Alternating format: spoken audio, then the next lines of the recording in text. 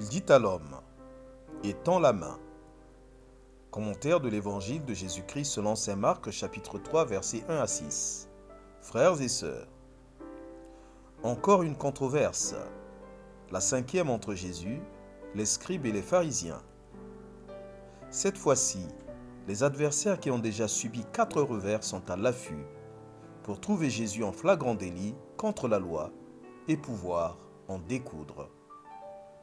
Il est écrit qu'ils l'observaient pour voir s'il ferait une guérison le jour du sabbat afin de pouvoir l'accuser. Connaissant la malignité de ses adversaires, Jésus les démasque par une question qui les place dos au mur. Est-il permis le jour du sabbat de faire le bien ou de faire le mal, de sauver une vie ou de tuer? Malheureusement, dans ce contexte légaliste, le bien importe peu. La malice ayant déjà vicié le cœur et obstrué leur raisonnement, les adversaires de Jésus ne se rappellent plus la leçon du Christ à propos du sabbat. Le sabbat est fait pour l'homme et non l'homme pour le sabbat. Ainsi, dans cette obstination délibérée, ce que veulent les adversaires du Christ, c'est un chef d'accusation. Jésus est conscient de son défi périlleux, mais cette opacité à la bonne nouvelle ne le freinera pas.